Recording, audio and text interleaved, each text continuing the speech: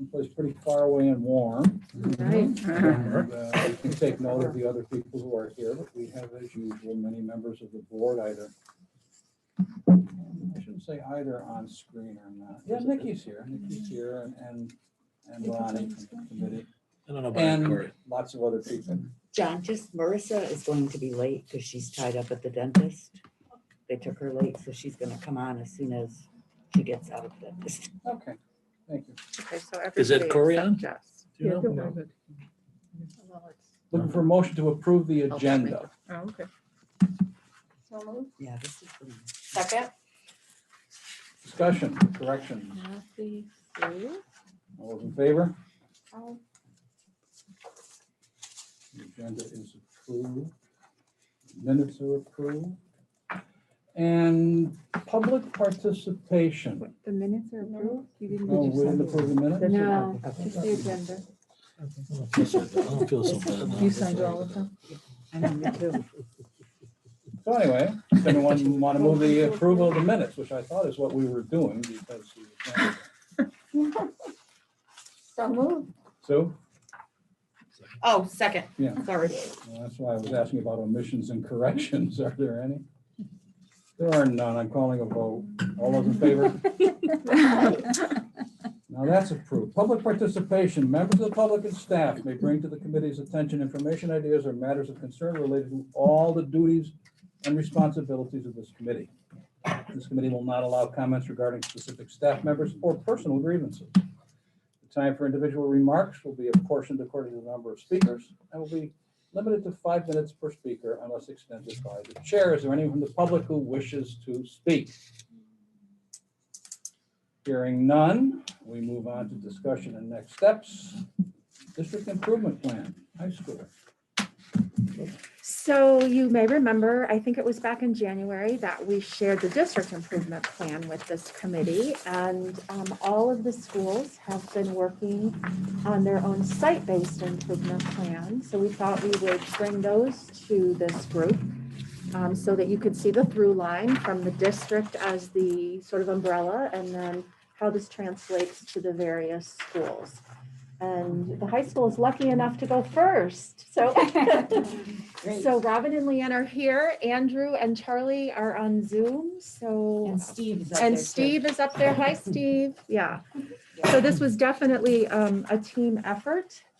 So take it away. Is Okay. this the one that we're looking at? Yes. So, thank you, Sue. You know, as Sue stated, we worked very closely with central office and Office of Teaching and Learning to develop goals that are important to the high school, important to the district, and relevant to where we are, and really try to focus on areas that support the district plan. So I know that you've had, you did receive this before you came tonight, but I'll just, do you want me to read the goals or just get into, because what we plan on doing is,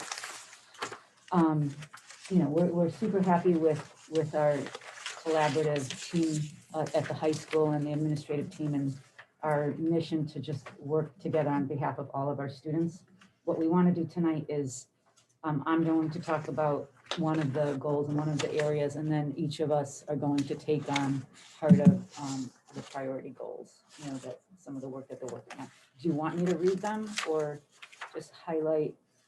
Well, why don't we do highlights, because, and thank you, Yeah. Sue, for getting these things out ahead of time, so Sure. we had them. And I Right. assume people come in with questions if they had any or observations Mhm. ahead of time. So highlights Okay. will do. So the first goal is really about instructional leadership and where we are with improving achievement. And certainly our standard measure, our universal screener is the star, but really we're trying to also, everything that we're doing is day to day, and the tier 1, tier 2, tier 3, and just making sure that our kids are getting what they need. So some of the things I'd like to talk about there are, you know, we work very closely with the Office of Teaching and Learning and Central Office, and this year's focus has been lesson planning, learning targets, success criteria, and making sure that the students know the what and the why of what they're learning, but doing it in student-friendly language, and really taking the time to bring it back to what is the goal of either that day, the unit, and so forth. So one of my favorite resources this year has been certainly, these guys, but we've been doing the distance learning playbook. We've been using a lot of staff as some of our leaders, and really trying to build that culture of all of us owning the teaching and learning. And some of the highlights that we've seen that have had some really positive effects, we think, is lots of student choice and choice boards lately, working on engagement, working on student-centeredness, working on, scaffolding and trying to support the kids as much as we can. But as an admin team, communication, clarity, teachers, just really being very clear on what we do, which is so important for the kids. The walkthroughs have been very beneficial this year. And not only are we using the TVAL system, which is our evaluation system, but really trying to be very intentional and visible in working with the staff in a collaborative way that is not necessarily evaluative, but just really engaging in some reflective conversations. And that's been, I think, very well received from the staff. So we're really trying to be visible there. The common planning time on Wednesdays has been, just comparing to years past. I mean, this is my 4th year, but really we've seen more collaboration, I think, this year, because they're forced to almost recreate everything that they're doing than we have ever. And we think that's going to have a huge impact in the future. So they're really doing a nice job, the teachers. And of course, technology, working really closely with the tech team and Ally, and also running, we've run various sessions for the staff there, and those have been very, very well received. We have, a dashboard that Leanne created with resources for the teachers just to access very easily, and Ally's done lots of workshops, and like I said, our teachers are leading a lot of the work as well. So that's, I think, a summary of priority goal 1, which is really all of us owning the process and the culture of teaching and learning. And then, so the next, we're going to go to priority goal 2, and Leanne, Andrew, and Steve are going to talk a little bit about priority goal 2, which is reducing the special ed. There's a couple of objectives there in priority goal 2. Leanne, you want to come over so you Yeah, can sit here. Sit here so you can be heard on the mic. All right. Hi, everybody. Hi. I was going to volunteer to go next because I think from where Robin has left off with, leading the learning at all levels in our building, it really leads into from that tier 1 approach to looking if we have students who are not finding success within our classrooms to really look at our tier 2 structures and say, where are the supports, where are the strategies, what interventions are necessary for our kids? Is it an attendance issue? Is it a behavioral issue? Is it academic? Are there skills and gaps there, that we need to really dig down into the data we have on students and not just go off of gut feelings, or I think it's this reason, but really examine those practices, pull in the family, pull in the student. And that's really a nice thing, especially moving up to the high school, is involving students in their own planning. What's breaking down, what's happening for you. And so one thing I'm really proud about this year at the high school is we've developed our student success team. And so with this team, it goes hand in hand with our intervention team. And each week we meet bi-weekly. So every Tuesday we meet together and we look at data. So with the interventionist, Maureen with the Office of Teaching and Learning, she joins us pretty much weekly, and we're able to really dig down, look at, our failure data, look at what's happening across classrooms, look specifically into content areas that we're seeing, the biggest concerns in. Why are so many students breaking down in this area? Being able to really delve off of there and send students who have individualized education plans Steve's way, and really say with your team of special educators, what's happening in the gaps there? Do we need to go back into our IEPs, look at our programs, our accommodations and modifications there? We also can look to our kids who are experiencing, the chronic absenteeism and say to Claire Pepper, who's leading the attendance team, and really push things off to certain teams so we can really delve into and hit as many kids as possible. And so that time, I think for me, every week has really been essential to really look at kids and to see how much staff knows families, knows students, and really knows the history that comes behind some of the problems that we're seeing and issues, and really try to support students, support their families, pull them into the conversation has been extremely important.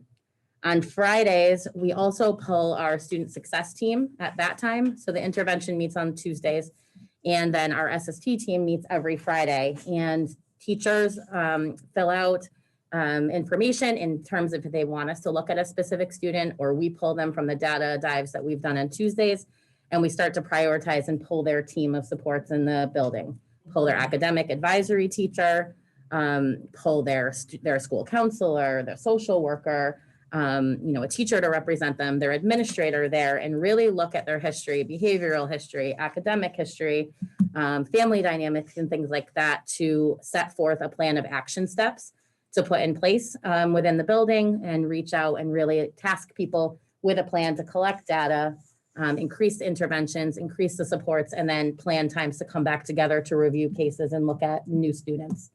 And I think that's been something that really has been ideal this year, that it will transcend, the number of students that really need intervention and support this year, but it's a process that I think is going to carry on from years and years. That's going to make a great impact moving forward. So those are two of really the great areas, to highlight. In addition to that, I touched a little bit on that academic advisory time and just how important that has been as a school-wide level, and saying to a teacher who gains a student in 9th grade to really take those 12 students under their wing and say, I'm going to do everything in my power to make sure that they are successful, that their graduation day is a success for that teacher there. And so it's really just making sure every student has that connected adult and someone who's advocating, checking in, continually we talk about being that learning liaison to map out that progress and success by the time that they graduate. And our hope is to see the graduation, rate within the 4 years, and not seeing students need an extended amount of time. And Steve and Andrew will talk more to that too. Question. Yes. How long is it from the data gathering portion, the data gathering collection to action?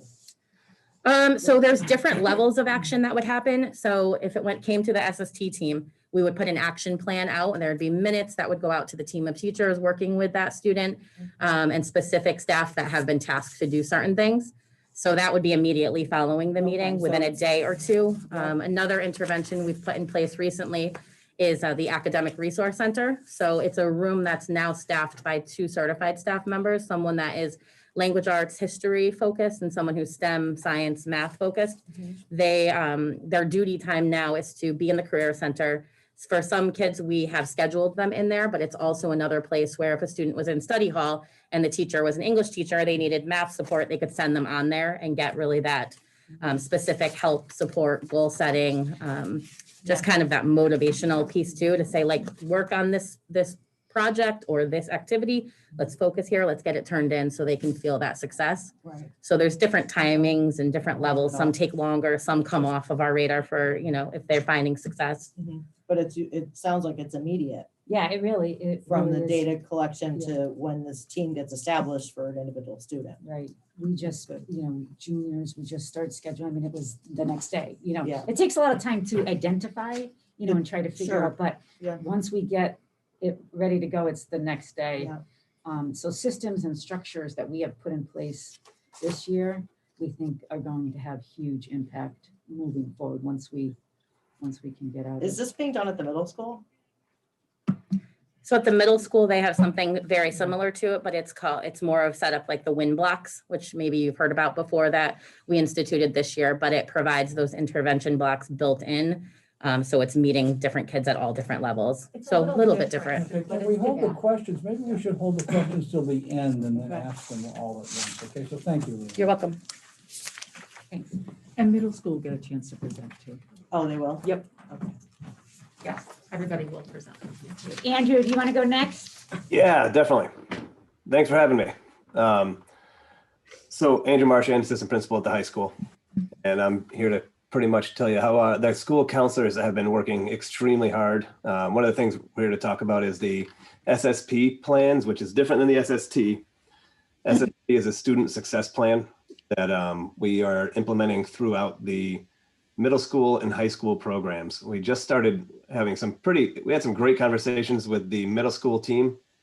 The middle school counselors came up and we had multiple days of just diving into what lessons we thought would be important for each student to go through as far as the school counseling standards and lessons that are talking about just career aptitude kind of tests, career inventory, which lines up with our career pathways.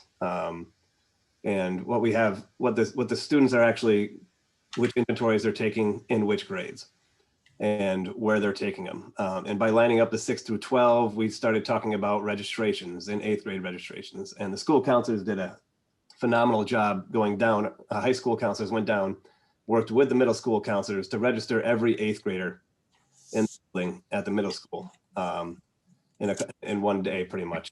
And went very well. It was nice to actually see the middle school counselors in there trying to understand what we offer at the high school. And it does sound like we are having, and we're waiting for the final numbers to come out, but it sounds like we have less people applying to outside schools than we have in the past, which is kind of our goal. So I think we'll take credit for that now. I'm not going to say that's COVID or anything. We'll take credit for positive. But so it was pretty promising. That vertical alignment is very important when we are registering students for here to know that the courses that are available to them, and the counselors down there at the middle school and the high school have done an excellent job. The other thing we've been working on are the career pathways we started working on. I know Dr. Shannon, as part of one of his programs, he went through, did a fantastic job in researching, just did a lot of research and put together a huge packet of information. I kind of took out and along with some research that Sue Ferguson and Maureen Merzato have done. And I combined the two, and we started creating these education kind of planning guides that the school counselors can use just as a general guideline for pathways, which seem to help the middle schoolers see what we have to offer up here. It's nothing that they're going to get stuck into one path over another. It's just a general guideline where if you know you want to go into business field, these are the classes you probably want to take your freshman year, so you can set up yourself by your senior year to take specific classes and possibly an internship. And that's kind of where those are going. And that involves community members as well as staff, school counselors. And we have little committees, like many people that are deciding, many people. Andrew, can you just hang on one second? Allie, would you click on the business one, because the board members were not able to access those because of the PDF. Oh, it's a link, right. Right, and it wasn't active, just so they can. Oh, okay, gotcha. I can't see it. But.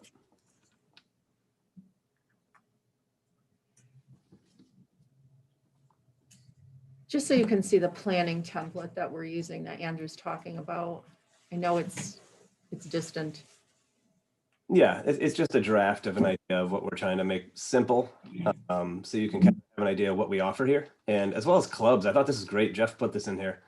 Sorry, Dr. Shannon put this in here as an option, and how to get involved in clubs and how important that is, and what that actually looks like on a resume to be able to get accepted to these colleges. I mean, I don't know if you guys, I'm sure you guys have heard, but how selective colleges are now because of the gap year. It's been extremely hard for students to get into any very selective colleges. And these are the things that will separate them, whether they're in clubs and show that dedication for a couple of years. That's just an example there. But as well as what Leanne was talking about before, kind of leads into the attendance piece and the engagement. But I know Steve might talk about this as well, but the school counselors are also involved in the attendance meetings. And they have a process by which they go through that talk to the teacher, the student. They have been contacting parents, I mean, just nonstop. And we have a home visit protocol that they go through to make sure that if somebody does fall off, we can't catch them somewhere, they go right to a home visit protocol, which I'm sure Steve will be talking about how we catch up with them and how many we've done there. But it's been an excellent job communicating between the team, the attendance team, the teachers, and the school council have done a great job. So that's kind of where we are with that. Thanks, Andrew. Yep. That all of us, one common theme I think you're hearing is just the communication and the outreach and everything that we're doing to really try to engage our kids. Our goals really haven't changed, from last year so much to this year. It's just so much harder. But the communication from, Andrew's done such a nice job merging the middle school and high school, and all of that communication that we're really working on as one of our goals is really helping and having big effects, and some good results. So we're seeing a lot of growth. We just can't wait to get everybody back. Yeah. And then Steve was just going to talk a little bit about special ed. Hi, good evening, everyone. Just to kind of follow up real quick with the attendance component first, one of the big things that we have been doing is really trying to connect with families of students that are struggling coming in. And we have done, I don't have the exact number, but we're right around 200 home visits as a school this year. And what that has done is that has enabled us to, make connections when we're having trouble reaching families via phone or email, and the student is not logging in. We've actually, in our last round last week, we had several students who were fully distant said, oh, no, family got them to return to the building or will be returning next week. So seeing those success stories is definitely something that helps us build momentum going forward as we're able to get students more involved. For special education, we're really doing what Mrs. Klimaszewski's put in place in the district at the school level, where we're looking at using the SST team before saying, maybe this student needs special education. Before we're jumping to that part, we're seeing what we can do in a general ed setting, especially when we reach the high school level. There are various factors that can kind of go into why a student might be struggling. So we can explore and exhaust the general education interventions that we can put in place. And then if those aren't working, we can look to go to an evaluation. But really looking at each student individually is the key, so that we can tailor interventions that are best suited to their needs. Thanks, Steve. Charlie was going to just talk a little bit about priority goal 3, which is it kind of just supports what we've been talking about a little bit more, but the culture of what we're trying to create for our students and our families to help increase that graduation rate and our day-to-day work. It's really just not about the graduation rate, but Charlie, are you there? Good evening. Charlie McSpirit, one of the assistant principals from the high school. The guidance office and the administration has been meeting regularly to discuss attendance figures from the students. So at least once a month, the 2 social workers, translator, the guidance counselors, and the administration discuss students who are struggling with coming to school to find out who's contacting these students, how will we contact them, and get them back into the school. And Mr. Barton spoke about the home visits. So Ms. Pepper and several people have done nearly 200 home visits to track down students and ask why they aren't attending, or are they still living in a district, whatever. Other things that have been going on are the advisory program, where the teachers have an opportunity to see the kids in the first 15, 20 minutes of the school day as a check-in to review what activities are going on in the school for the day. And then they also get to meet with those same students in the academic period after lunch, where they have the opportunity to review their academic performances and then manage meetings with students and or send students to other teachers to make up extra work.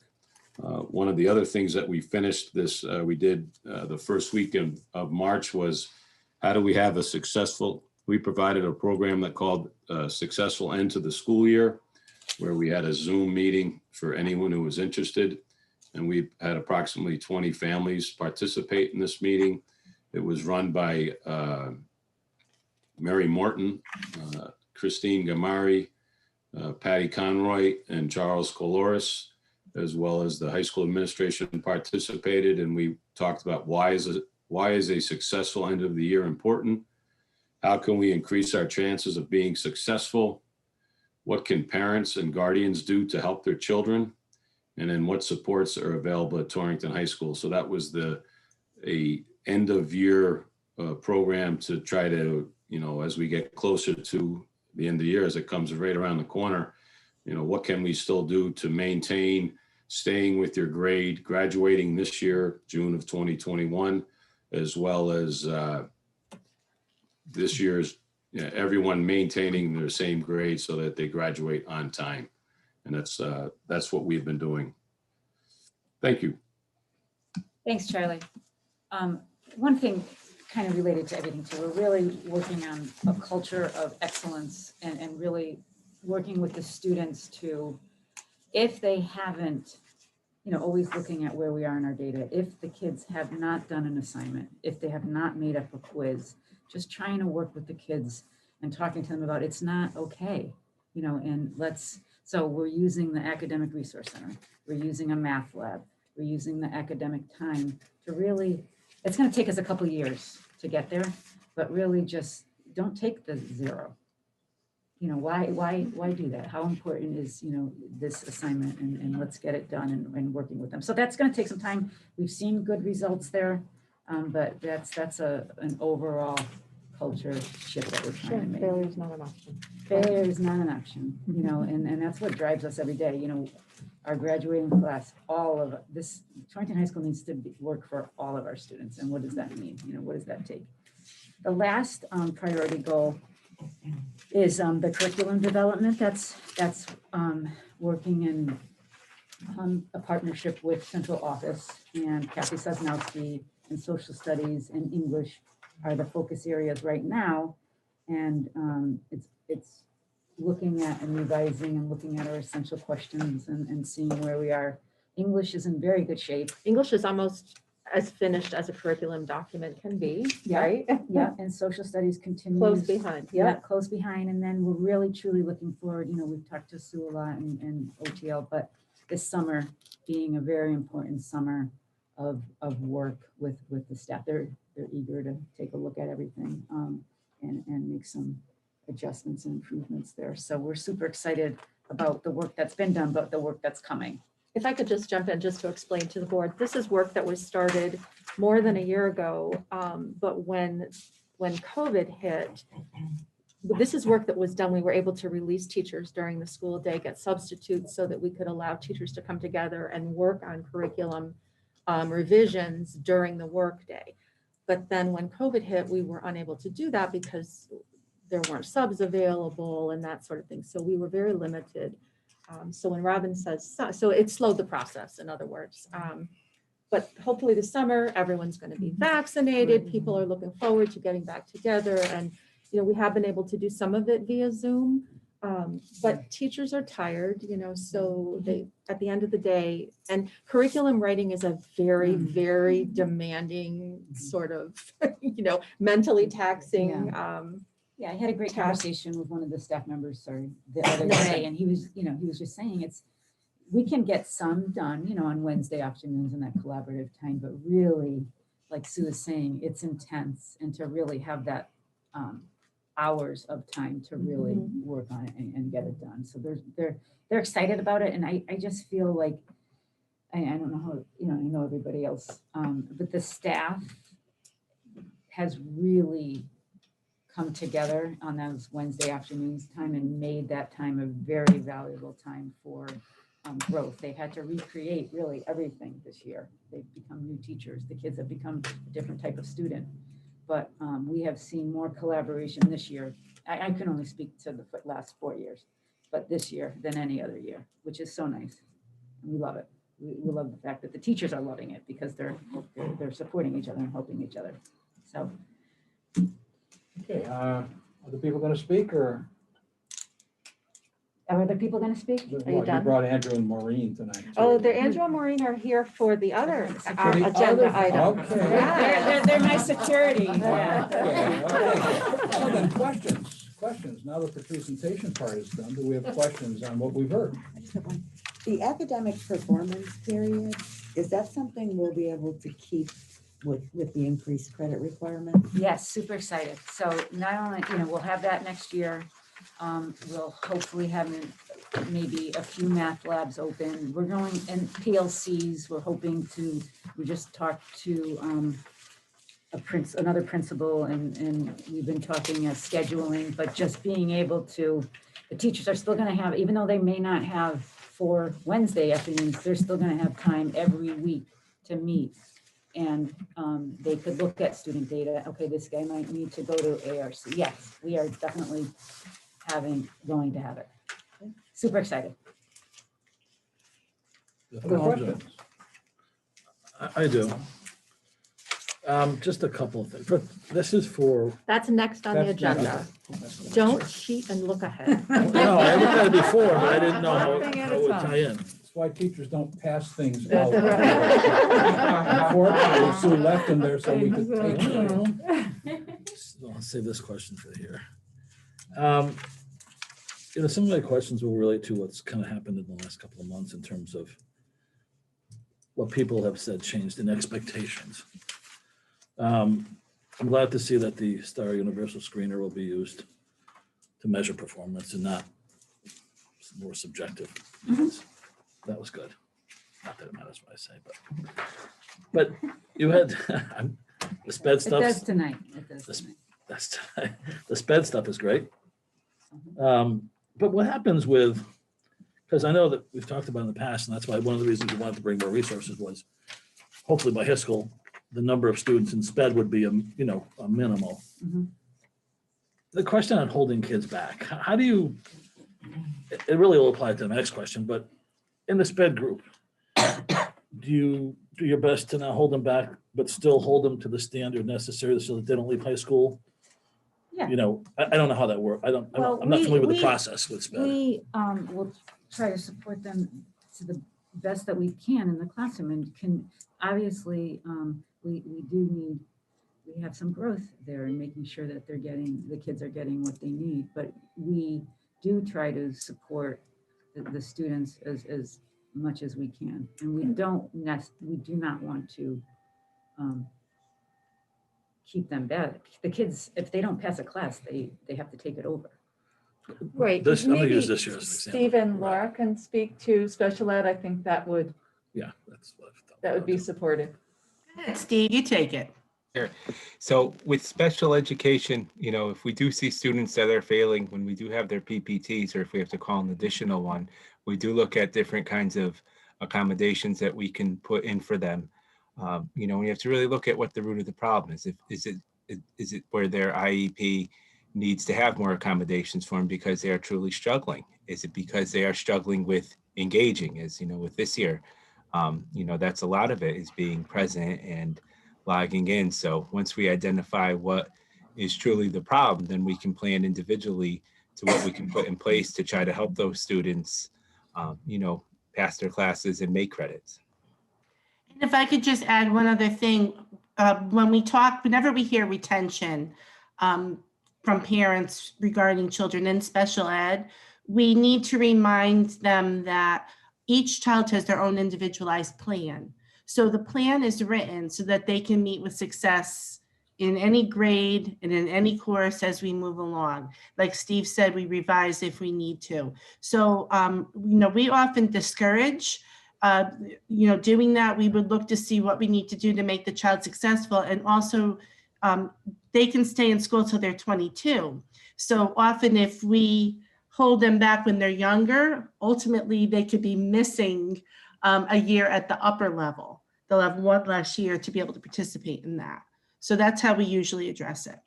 And we're also supporting the classroom teacher as much as possible, to differentiate. Right, and we have the co-teaching model too. Our teachers participated the year before COVID in some very intensive co-teaching professional development.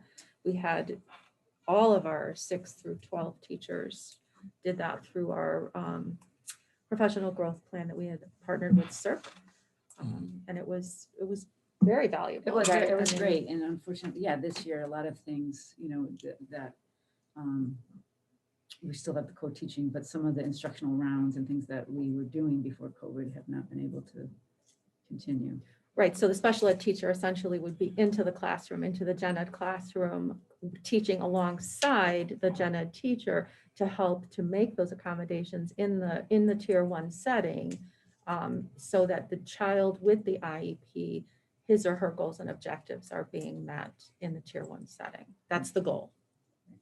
And the only reason I bring it up, and Laura, they have to get out by 22, but and again, I've not heard anything that may or may not be a reason for concern. I just know that not just Torrington, but lots of school districts, especially this year, and I guess last year on the governor's mandate, but you can't hold kids back, or there's a tendency not to hold back. And yet, as a board member, I read through, I memorized our policy manual now, but my responsibility as a board member is to make sure every child, well, I don't do it, but you folks do it, leaves this school with all the tools and skills necessary, academically, personally, socially, to be able to go out into the workforce and be contribute to Torrington's or anywhere else in the world success. So I guess that's one of the things I have to push on all the time moving forward is, are we doing that? And are we not trying to get kids out, especially this year? I have 2 nephews, you probably know who they are, but nobody else does, whose parents just don't, and they're not special, but they don't want their kids to move forward because they're confident that their kids just didn't learn enough this year, and that's their choice, and they may ask to stay back. But I guess it applies to all children. But in this case, because I don't understand special ed, I just hopefully that the staff is, I trust Laura implicitly too. I would say all of us have the same desire, wishes, goals to provide our kids with everything that they need. Thank you. Other questions? Could I just add one more thing to that, Gary? In special ed, each child, when they, now it's really almost down to 14 years of age, we begin to develop a transition plan. And so what that does is it really looks at where is each child going so that we can plan over the remaining time they're in school. So is the plan that they are hoping to go off to college? Okay, what do we need to get them ready to do that? Is the plan that they're going to go into a certain career? What do we need to do that? So that plan is in every single IEP once a child is in 8th grade. It used to be by the time they were 16, but the state is moving younger with autistic children, and I want it younger with everyone before they go to high school, so that way they go up in high school, we already kind of know what everyone sees as the plan, including the child and the parents. So if that kind of helps to explain, it's for each kid, we're really looking at their unique needs. And if I could just piggyback that off, well, one of the aspects that we do have for each student that's in special ed, they do have transition and post-secondary goals and objectives. So through their special ed services, we take a good look at, providing students with interest inventories and different types of assessments and activities to kind of see where they see themselves going, see what they're good at, what, where their interests are. So that way we can further help them kind of frame that path for where they're going to be going once they graduate high school. Thank you. Other questions, separate questions, different questions, short questions? No, I'm serious. I have a question, yes. Sure. As it relates to this. For sure. Are we going to do more later or no? You just don't want? Well, you can add it as if you have something separate you want to talk about, we can put it on the agenda for a future No, meeting. it I has don't want to. to get bogged down in this because we have other long items to go. Well, We're looking at the high school improvement plan, not about specific, the weeds we can talk about later. We're looking at the overview here, but go ahead. One thing in the plan, you referenced the grading and consistent and equitable, but I guess maybe we'll address that as we go. That's through. going to be talked about in the Okay. next item. That was quick, John. That was quick. Thank you. Thank you, everyone who showed up for this and for very comprehensive. John, I just had one question. You missed her. Okay. No time, Nikki. No, I just wanted to say, no, I know he's gonna rush me. I'm gonna talk as fast as I can. No, I just wanted to thank the staff for all the time and effort that they're putting into this. It's really great to hear some of the new initiatives. Do you envision this coming to SIC like every year, next year to kind of evaluate and review where you are against the goals. There's a lot of data that's mentioned. Do you envision some of that being brought to the board? Absolutely. Yeah, absolutely. This is a living document, and we're incredibly reflective educators and admin team and school, and we would come every month if you would like to have us, Every year is good. Yeah. John's gonna have a party. Every quarter.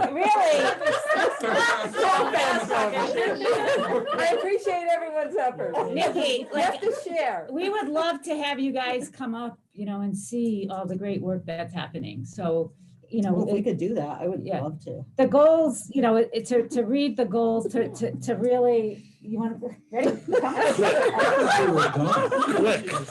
The goals, it's hard to see on paper. Right. It's hard to see. It's, Post-COVID, they can visit. so, And everyone has a telephone. If you have questions, call people. yeah. Gary, come Make see us. appointments. Yeah. Visit. We talk enough. That's what it's, the problem with a room full of teachers is they talk too much. I'm not I'm not a teacher. I'm not a teacher, John. No, you aren't, but you're part of the problem. Should have been, huh? Anyway, no, you did not. I thank you, Kathy. Okay, system-wide focus areas. These are the things that we are always looking at for this year. And those will be addressed through the site improvement plans. So you'll Okay. get a bird's eye view of each, or the highlights from each school each month. I want to thank the high school for presenting this evening, and you saw a lot of these areas addressed. And I appreciate all of the admins and all of the staff at each of the sites taking these focus areas on and addressing them and taking them seriously, which they do every day. Okay, so we have sometimes gotten specific data on this, but not tonight. No. Okay, thank you. Designated 6 board goals, the ones we are looking at. Shared with the entire board to monitor the implementation of district strategic plan, integration city strategic plan. Yeah, okay. So as the city plan comes out, we can integrate it. Monitor and support middle school, high school building committee, allocate resources, pathways. We heard about pathways tonight. That is moving right along by the sound of it. And I know we've heard about that at other meetings as well. The building committee frequently hears reference to accommodating the pathways. So we are not losing track of that. And oversee and support necessary educational impact, prolonged distance learning. And that's coming up tonight, another part of this in the grading and so on, and very soon, in fact. Okay. Review of student assessment data. Now, we were promised at I think the budget meeting, that this would be a highlight of this meeting. One of the teachers said it. So, Well, I don't know if it's going to be, what's really going to be the highlight is I may that, have oversold it. well, I have to say that Ally has really turned it into a highlight. We have kidnapped Ally this week, right? The OTL kidnapped Ally, and Ally was able to really make this data very graphically understandable. So you're going to see that in just a minute.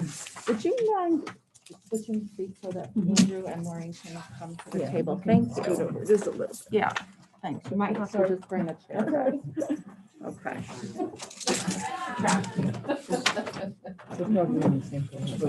Yeah, I'm pretty sure.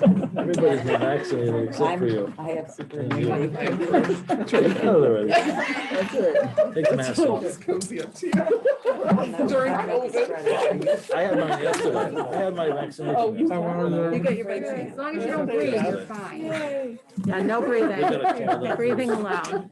People are signing up everywhere. and then they get canceled. I promise. no. So every day they've got 15 or 20. I got my first vaccine. So thank you for the opportunity to present this. John, I promise we'll try to get through it as efficiently as we possibly can. We kept It's a good way to put it. your style in mind as we were developing it, Thank I you. promise. So you'll see that it's one presentation that will really encompass the review of the student assessment data as well as the review of what we did on February 16th which we sent to you a little bit of a framework so you had a little bit of an opportunity to get a sense of what that was like, and we can talk about that. Allie's going to put it up on the screen. And for the board members who are on Zoom, we can email you this document later this evening so that you have it to look at, okay? This was sent out. No. No, No, not this the was whole thing. updated one. At the end. No, there's more. Yeah, Okay, you yeah. said part. So- Yeah, we sent you, This. Oh, I see, right, okay, I see Professional Ally's, development. okay. Yeah, I'm seeing yeah. it. Thank you. we Sorry. just like to keep the same format. That's why it looks the same. So, Okay. so we're just gonna jump in and try, three of us, Maureen and Andrew and I are just gonna try to have this be a conversation about our student assessment data. What we tried to capture for you is, I know that people were really interested in the impact of COVID on student achievement. But what we tried to capture is how our students were doing pre-COVID when we implemented the STAR assessment. So fall 1920. So we're going to share that information with you. We also assessed winter 1920, which was pre-COVID. And then COVID happened, so we were unable to administer the assessment in the spring of last year. So that data point is missing. Then we go through the summer, remembering we go through the whole spring, March, April, May, June, and then all summer with just remembering that March through June was a very steep learning curve for teachers all over the country, right? So we're bound to see a dip there, and you're going to see it's a pretty significant dip. But then we bring our kids back fall 2021. You're going to see the decline from the COVID slide, as we're calling it. It almost sounds like a little bit of a dance, right? Cha-cha slide. And then, but they are climbing back up again because now we've given the assessment fall of this school year, and we just gave the winter assessment. Can I just ask a clear? So is the first page So- last year and the second page Nope. this So, year, nope. So or- go back to the first page, Fiona. Okay. So what you're looking at, this first page says student data, all students math proficiency. This is STAR, this is STAR This is the assessments? STAR assessment. So if you look, and you guys jump in, please. Andrew's really, really good at this stuff. So if you, not to take it away from Maureen, but Oh, this no, is no, Andrew's please. bailiwick, right? So Oh, boy, the pressure's on. there you go. So I'll just give you, lay the groundwork, and then Andrew can jump in. But so the first couple slides give you all of our students separated by elementary, middle, high. So, and the blue bar is last year, fall 1920. So that was the fall 1920 STAR pre-COVID.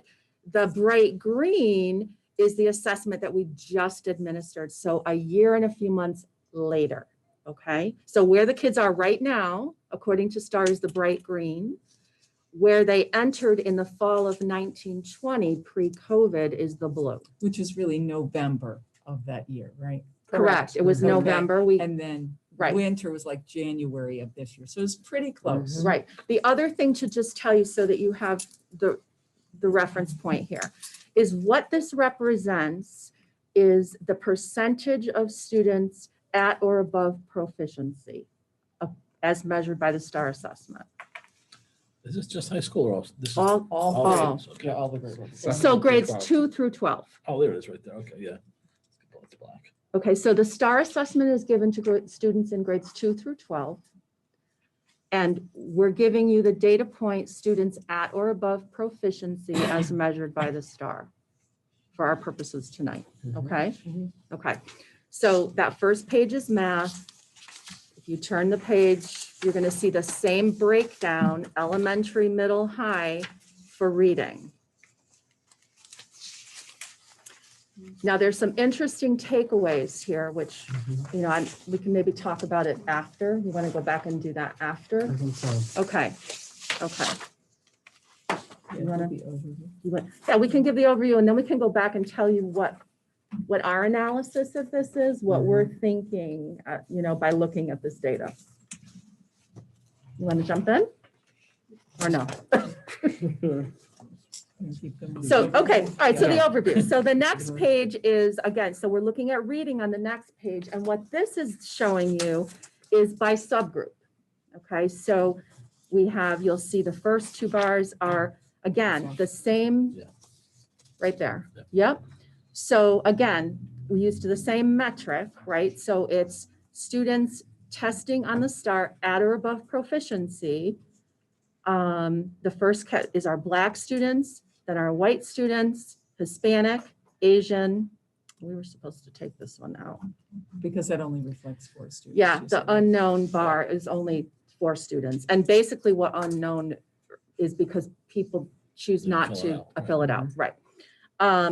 People who identify as multiracial, and then students with disabilities. So really, I think what the takeaway here is to look and see the drop, right? So if you look at, I mean, just our Asian students, for example, you're able to see what happened as a result of being out of school or having the disruption.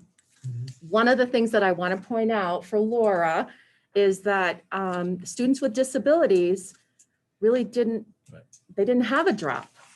And we have an interesting, Especially in math and yeah, reading. right. So there's some things we can talk about why we think that is also. The next page is that same data set, right? So those same subgroups, but it's with math.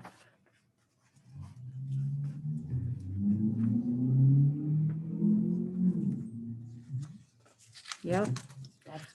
I mean, this is the kind of thing that you're going to want to take home and you're going to want to study it and look at it and then come back again when we can certainly revisit this. But just to give you the overview. The next slide is, right, socioeconomics, right? So it's socioeconomic disadvantaged students on the left, and to the right are students who are not considered socioeconomically disadvantaged. Looks like paid drop more. Not by much, but. Yeah, they could have dropped more, correct? Well, it looks But like you it. still have to look at where the performance band Correct. is, right? Yep. Yeah, so there's a couple of things to consider. And then the same for math on the next slide. So the STAR assessment, I think you know this, but I'll just reiterate it. It only measures reading and math, okay? The next slide captures our English learners. So to the left are English learners, pre and post, or pre-COVID and currently, and then to the right are English speaking students.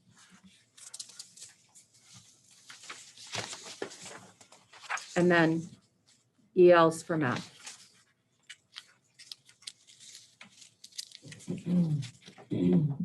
This next slide.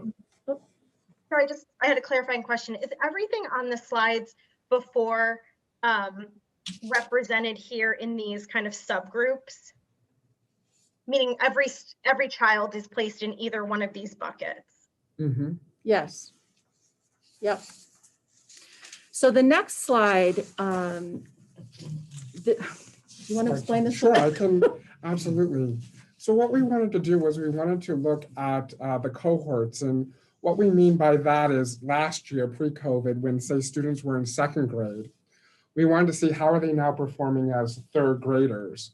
So if we look on that left-hand side of that bar that says no test administered, 2nd graders, for example, in fall 2019, 47% of 2nd graders were meeting proficiency in reading.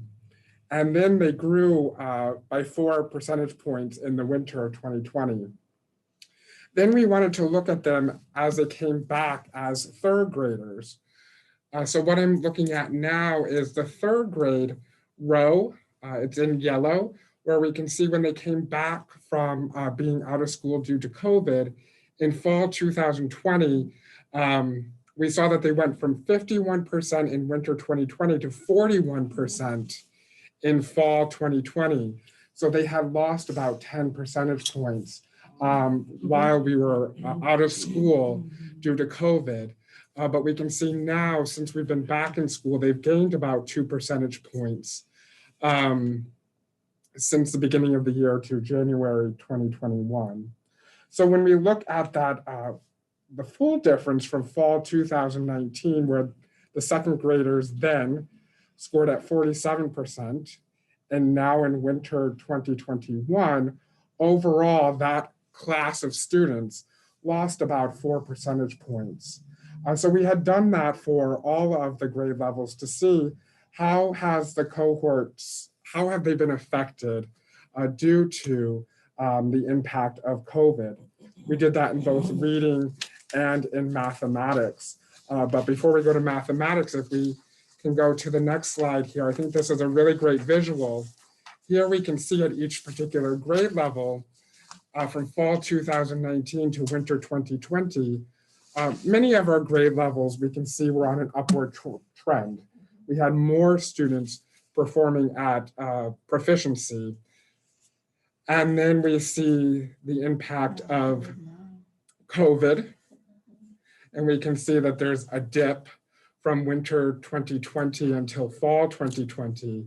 And then we can see the lines starting to go back up now that we've been back in school. And we shared these same data for math as well. But again, so this is something you're going to want to take away with you. We will send it to you, Nikki, and whoever else is out there later today. But just so that you know how to follow on the previous slide, right? Are the color codes here, this grade 9, were these, is this 8th graders going into 9th grade? Exactly, yes. So the grades that are So- listed there, they're current grade levels, absolutely. So last year they were the prior grade. So when you send it out, could you send it out as a PowerPoint as well as a PDF? Only because its PowerPoint displays much better on the computer. Sure. screen, If you would do that. Yeah, we can do that, Ally, right? Thank you. Yeah. So here as well, Ally has the math displayed. We can see from fall 2019 until winter 2020, we were doing well. And then we can see the result, the impact of COVID. And then Interesting, that same grade did better in math. Well, see, I was just We going to haven't say, done are that. you noticing, Maureen, go ahead. Why don't you speak to that a little bit? So over the past few years, the district has made a considerable investment in our math programs. We introduced Bridges before I got here. Sue and Sue introduced Bridges and they brought in illustrative math. And so really from the K to very 8. early grade, K to 8, Yeah. what has happened is we've made a significant investment in math. Okay. And we think what's happening is that as students are building stronger foundational skills in math, they're carrying those and they're able to sustain the gains that they've made because they have a better foundation in math. Yeah, it clearly shows that here. It's pretty that's a good stunning. theory. Yeah, If it is you- very If you go shocking, the back difference. and you look at the slides, even the bar graphs, you're going to see the same thing. Our Yeah. student performance in math is stronger, which maintains. which Which is is opposite the interesting. national trend. Yeah. So Renaissance Learning, which are the makers of STAR testing, they have done a whole, so they've looked at millions of kids, right? So they look at all the kids across the country taking the STAR exam. And what they have found and have published is that in general, students across the country lost more, had more losses in math and really reading. So usually they were finding between 1% and 2% was the loss in reading. But really in math, because math is so sequential and they felt students missed out the learning, the drops were about 5 to 6% on a national average. So we're actually trending yeah. opposite. Yeah, and if I may add Yeah, to that, in yeah. addition to the Renaissance report, iReady, which is a comparable assessment system to STAR, also produced similar results with students who took their assessment, that nationally students were lower in mathematics or than ELA. Okay. and ours is pretty strikingly the reverse. Yeah, Yes. it We said is. we would Yeah. hear presentation and then we would hear what the staff wants to say, and then we would have questions. Now, are we at the point where we're asking questions, or you still have more you want to say? No, this is it in terms of grade. This is it for Okay. assessment. This is now- the question segment. Fiona. For that part, yeah. I just know, want to just make kidding. We sure just presented. I'm understanding this correct, because I'm a little bit confused that the top is 60 or 80 on all of the graphs. Which page are you looking at? Not So I that would one. think, looking at the graph, that my top would be 100. Well, we don't have anybody at 100, right? Ally, can you tell her why we did the axes the way we did? So we want to be able to show subtle nuances and differences within the drops that we see and the difference in data. If I scale the axes all the way up to 100, you're going to lose a lot of detail in the axes. You know, you wouldn't be able to see the data as clearly as you can if we minimize the gap in the axes top and bottom. So it represents 100% of our kids. Yes. Yes. That are 60. at or above proficiency. Right. Correct. Right. So it was, as Ally said, it's really just for the visual so that you, otherwise the discrepancy between the fall 1920 and winter 21 would not be as apparent. Okay. So it just gives you a better side-by-side view by Exactly. reducing the chart. And then this chart gives you, the one with yellow and red, gives you the actual numbers. Yeah. Right. So you have the actual data, exactly. Yep. But then just to see it visually, and that's what I meant when we opened the conversation. We were thanking Ally for helping us to demonstrate what we knew you were looking for. Has the teaching staff seen this? Not yet. Okay, I will be interested in hearing what they say about how serious that gap is. Be interested when that comes. Yeah. I mean, they haven't seen this presentation, but they are looking at the data. They're, We're looking at yes, the data. yes, yeah. And have we heard anything from them yet about reactions to the data, or? This actually doesn't Well- look as bad as I thought it might be, although, you know, the way it's displayed may be part of it. Well, we actually displayed it so that you would, it actually looks worse the way we've displayed it. If we had done what Fiona just asked, it wouldn't have. Well, the overall results would have looked awful, yeah. That's why you truncated 70 in this case. But, I don't know, I'm saying it's bad. It's not a criticism. Yeah. It's just, what I want to know is, are the teachers saying this is surmountable, and or are they? Yes, I think everybody feels, and I think that's part of what Robin and her team were also saying, that people are working really hard and feel like, you know, we've got some things in place. We have plans to address the learning gaps and the unfinished learning, that we're having those conversations as a district staff. And I think people are feeling more confident now for the first time in months. Yeah. Yeah, this is, as I say, this isn't as bad as I thought it was going to be. So I guess that's what Jason meant when he told us be prepared for good news, because the good news is the bad news isn't as bad as we thought it was going to be. Right. He was talking about his. News, right? Jason was Okay, talking Gary, about your his block. turn. You must have Correct. questions. No, Jason was talking about his block, About Yeah, special that's- ed, yeah. but So one of the I wasn't things, sure why, but that's what he was. so one of the things that we can point out about that, just very briefly, I understand that too. is that the students with special education support are the one group of kids who lost none of their services. Correct. None. Right. So our other students, for example, who had been receiving intervention, in many cases have not been receiving that intervention because those folks had to take on a classroom. So, Yeah, yeah. I know. So they've That's received what I no assumed, services. right. Yeah. Yeah. But if I could go back to your Still a question good about the story. teachers. What I hear constantly echoed across the district is that the teachers really feel that they're benefiting from the Wednesday time. The time to collaborate with their colleagues on looking at the curriculum, looking at the data, that type of thing. And I believe that that's one of the reasons why Robin and her team are so invested in trying to find opportunities for common planning time for teachers during the school day next year, so that we can continue to have kind of a continuous improvement cycle. So constantly reflecting on the data, trying to find out how we can improve our lessons to continue to accelerate student learning. And so that's what I would say, that's what I hear across the district. Yeah, I saw that on the goals for the high school. Thought that was, Robin, if you can do it, they'll be building They'll put buildings up with your name on Oh, it. yeah. Because everyone says we have to do Do that. that anyway. We are super. Okay, well, let's hope it really works this time around. Let's hope it really works. More questions, Fiona? Go ahead, Kathy, Okay, first, 'cause so I I just, already. so when we're looking at the data, I'm looking at math, and in fall of 2019, we were at 45%, and now, Which grade, Kath?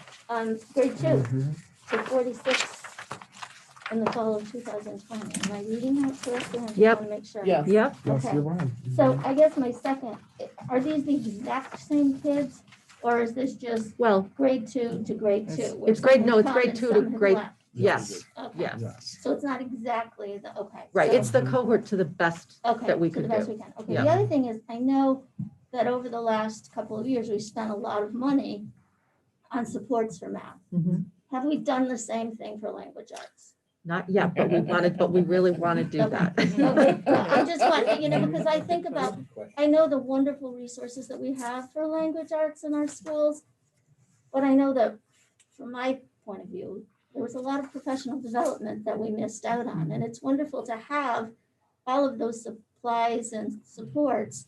But if teachers aren't really comfortable or haven't had the professional development on how to use them, that becomes a huge issue. Yeah, you read our minds. Yeah, We've been you're having that absolutely conversation. And we It's almost like we actually, paid you. Yeah. You did not. Yeah.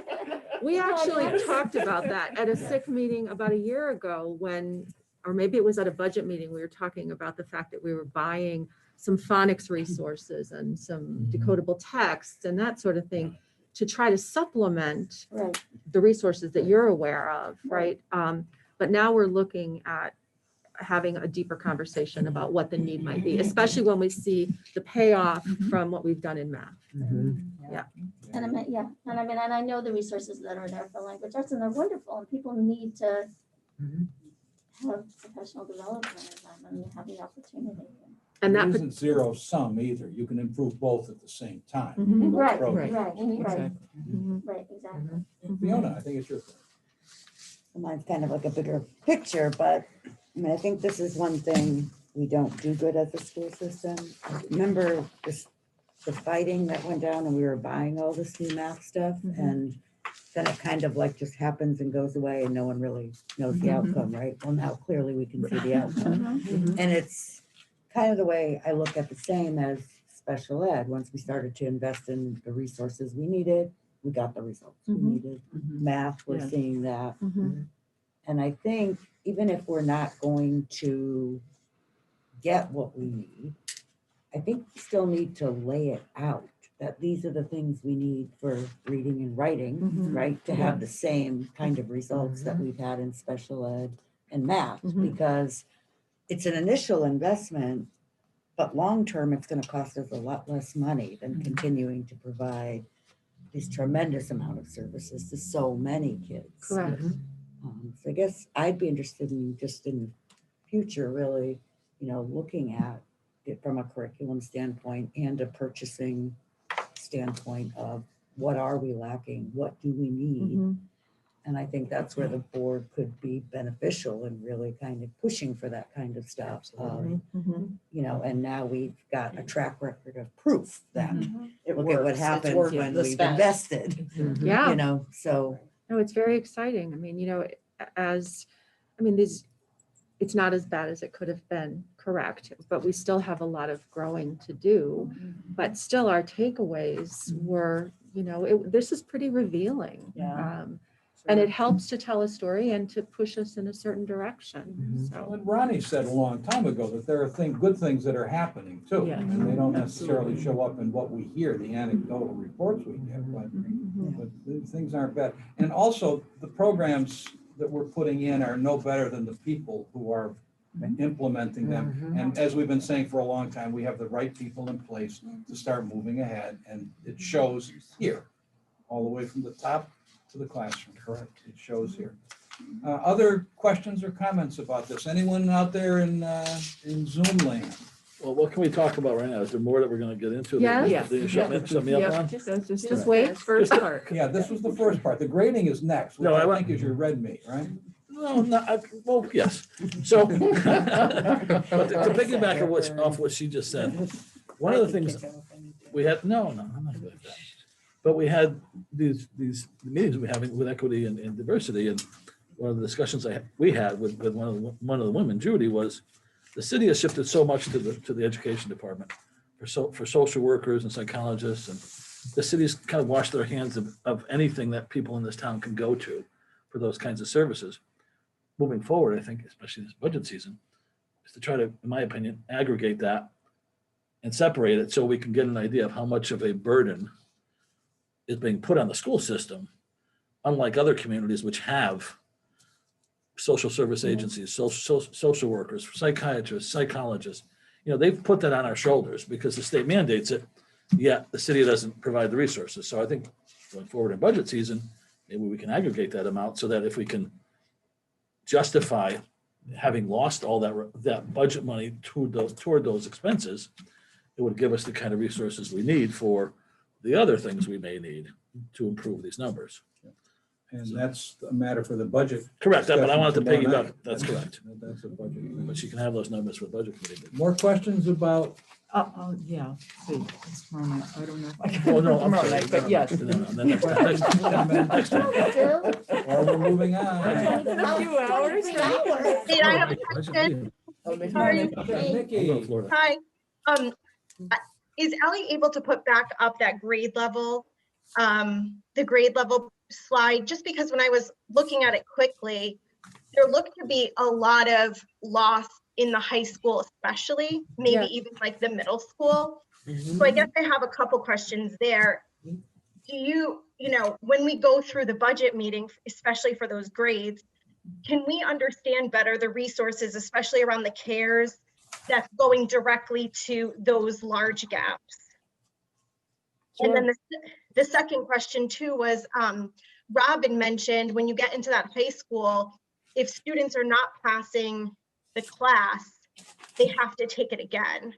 And so do we think that what this STAR assessment is showing is actually going to affect, I guess, kids passing the classes? So the STAR assessment is separate from students earning credits for their courses because they have their assignments in the class. This is a standardized measure, so it's separate from high school students earning credit for graduation. Does that make sense? So it Okay, doesn't count so- towards their grade. Right, it doesn't count toward their grade. It just gives us an idea of how students are progressing in an objective way.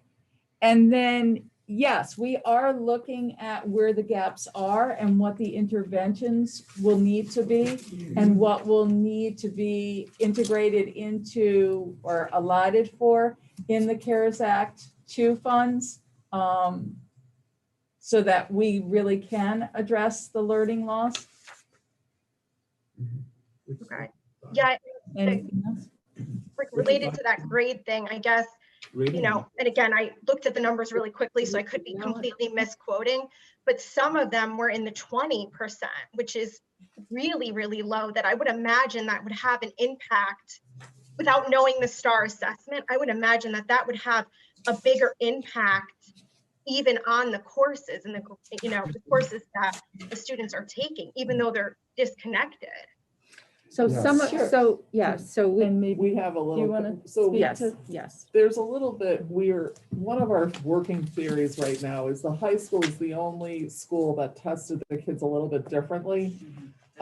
They use the academic period, and the idea is we trained all the teachers in administering the STAR exam in August because we felt that all teachers are responsible for what goes into the reading and math scores. And so we had them test in the academic period, but now after having 2 rounds of testing through the academic period, we're starting to think that perhaps the students were not as invested in taking the test in academic. And, you know, when the other students take the test with their English teacher or their math teacher. Right. So we've asked the high school to change that practice and use the subject area classes to do this testing, and we're hoping to see a bounce. To be honest with you, we're just hoping that we can kind of start to, go ahead. mean, I would just imagine that Sorry. part of that is just, it's much harder to make a teenager compliant Correct. than it is to make an Correct. elementary. Correct. school compliant. That's another, Yeah. that's another Right. layer of this, and I don't know if you can hear this, Yeah. Nikki, but, right, they don't take it as seriously. No, they don't, and unfortunately, that we had a lot of kids having to take it at home. There were so many factors. Our seniors, as we reflect on administering next time, they have senior privilege and trying to chase them down. And, you know, we do think the spring test will be more positive, show more positive results. There were a lot of factors that go into what we're seeing with a decline. But to Nikki's point though, Yes. whether it's pre-COVID or COVID, I mean, there is still a substantial gap between the number of kids that graduate and the bar chart in terms of if the whites, for instance, are 60% proficient in math and 90% of the kids are graduating, you know, how do we measure why that exists? Well, And proficiency what do we need to does, fix it? so anything less than proficient doesn't necessarily mean a failure. It just means Okay. maybe they're approaching proficiency, right? They're in a different, so if you think about the bell curve, right? I mean, this doesn't mean anything less than this is a Yeah. failure, right? Yeah, it doesn't equate to grades. There's It's not different like- gradations, so we're just giving you, just because it would be too cumbersome to show all the bands. So then how do you, but I think our question is, how do you identify those bands to ascribe or to give the attention to those kids who fall So between the gaps? so we know who's in which band and where their performance band is, and that's how we make decisions about intervention and that sort of thing. Yes. The teacher, Gary, can look at, you know, an area of weakness or strength and develop and design, you know, lessons or interventions that address where they are. We definitely, you know, our goal obviously is to see better results and, you know, over time, we definitely will be. But to Gary's point, if many of them can't read at the level they should, and we're giving them diplomas, this Well, makes that's the community, this is where you're. that's Correct. what I heard That you becomes an ask. entire community issue We're because graduating kids who are not we're not, where the community would like them to be. right, or which is what we're expect them charged to with. be. Correct. I don't know how to identify that. I don't know if you do, but, you know, I don't know how you identify, you know, someone who's graduating with a 96 average in math, but still is scoring at proficiency of 60%. You know, I think there should be a way to measure that, but I don't know Well, what it is. these scores are, there's a correlation though. So we're not going to see a child who's getting a 96 average in math, but Exactly. failing, you know what I mean? So. And how about an 85 and a 60? Ellen, I don't know. It's for further discussion. Ellen's But I there's don't- I still don't also understand those kids who are, like, say they're on the honor roll, right? Or high honors or whatever, but they have test phobia. Mhm. Yep. So that could draw it down Mhm. also. Mhm. Yeah, this is one data point, right? Right, Yep. right. and I think Maureen's point is a good one too. Kids test best in their Yes. natural environment. Yes. Yes. The more artificial you make it, the less reliable. it is. Absolutely. Right. Absolutely. I think in Anyway. a normal year, that might have worked a little bit better Yeah. than, you know, that just trying to embrace, you know, that, again, that culture of excellence and everybody owning you. So this year just made that really doubly tough. Are we ready to move on? I No, just have apparently one- not. And I have one other question too. Go ahead. Go ahead, Nick. Nikki. Me, I know at the elementary level, the interventionists were moved into classroom teachers. Is that the same at the 6 through 12? Yeah. Yes. Everywhere. It's not as Yeah. clean as that, but yes. Yes. That was something that I was gonna just add in there in terms of, we technically have 3 interventionists, but there are only 7 blocks of time that they truly are intervention for almost 900 students. So the fact that we've moved so many things forward and do look at triangulating the data of this one point, looking at how are they performing in their classes? What have we seen from historical data? And then also to this, to find ways to scaffold that learning, close the gaps, but we need our interventionists for sure to be able to provide that. And Ally wants to add something. To Gary's point, we are in our really only first year of data visualization. And with that, we're adding more and more data points. And we're looking at more than just a data point of STAR. We'll be adding in behavior, regular grades, and then even teacher-given assessments. And then we'll create a dashboard and put all these data points together. And we're gonna start seeing patterns. And as part of these patterns, you're gonna see a straight A student all of a sudden, wait a minute, what just happened here? This color turned from blue to red, especially, you know, being a poor test taker or something like that. Or maybe an event happened in a family where you'll see something in terms of behavior. So we are looking at all these data points, and the more we're able to put into our data viz, the more we're able to really target intervention and being able to target specific kids that in the past we've never been able to identify. But as part of data viz, we're able to really, in Performance Matters, we can really now start identifying kids. Yeah, that before went flying attendance, under the everything's radar. gonna be in one place. How far out are we from that? Nikki has a question. She said, how Right. far out? We're getting there. We're gonna start capturing everything. Well, like 6 months, a year? She said now. So she's trying. Ally's creating this. And performance matters, right? Fiona, you had a question. Yeah. My question is, so previous to COVID, we had the traditional homeschool families that were invested in homeschooling, did a lot of research, decided it was the right choice for them. And then when COVID hit, we've got this whole other group of families who homeschooled during, and I'm not saying they're not, you know, haven't looked it up or what to do. But I'm just curious if we have any idea how many of those are there, and this is not for tonight, but a future maybe, and the possibility of them returning into our schools next year, because I think they're outliers that aren't part of this. And, Sure. and maybe it's 10 kids, which wouldn't be that big of an impact. No, it's more like 80. Right. Yeah. So I think 80 kids Mhm.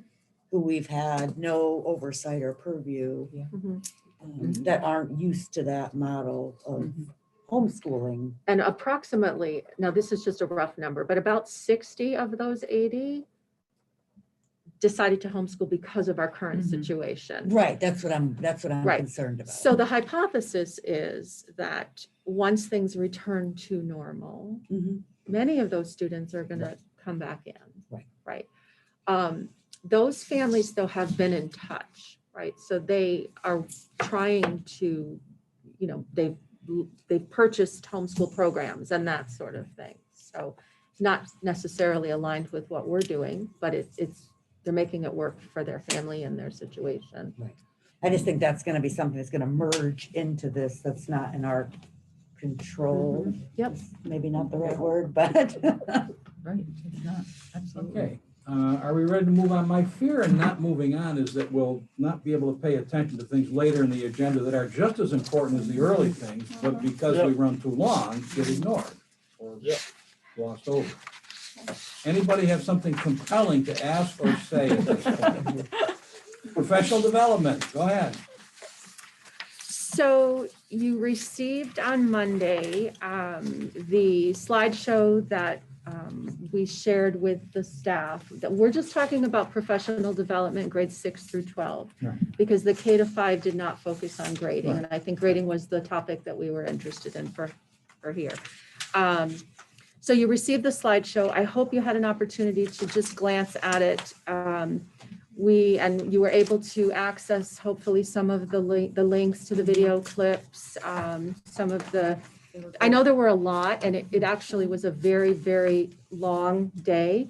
And I know we've shared with you that we had really positive feedback from so many staff, you know, regardless of what their personal philosophy is on this topic.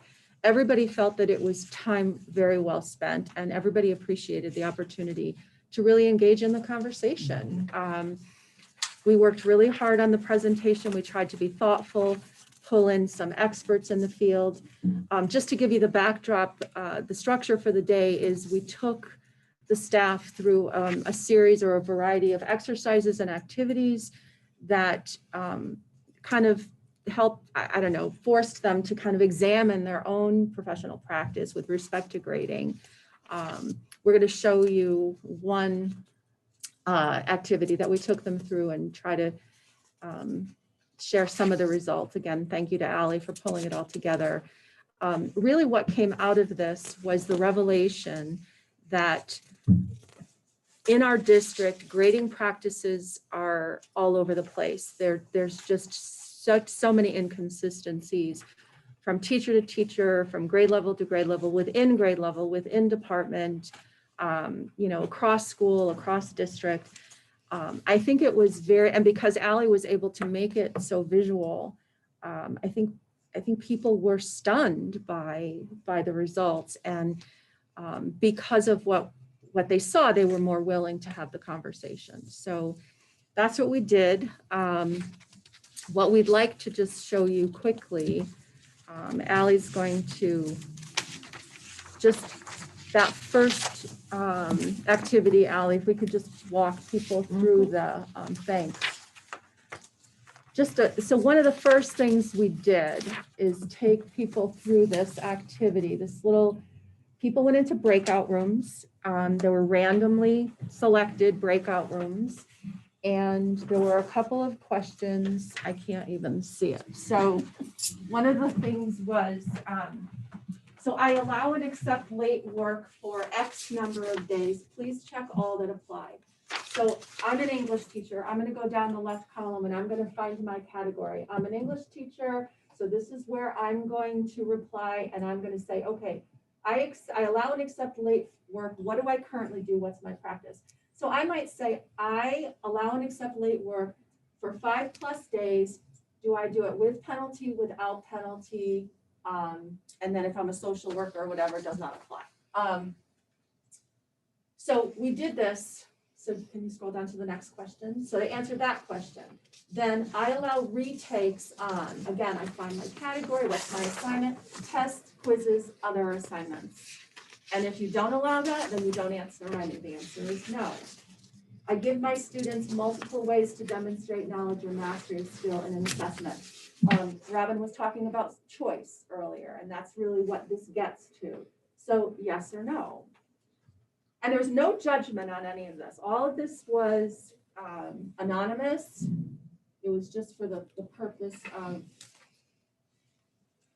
okay. And then I give students multiple ways to demonstrate knowledge or skill in a lesson. So again, that choice, do I have to write the 5-paragraph essay, or can I do something? If I'm an artist, can I represent my knowledge?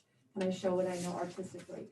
And then the lowest grade in my grade book would be the last one.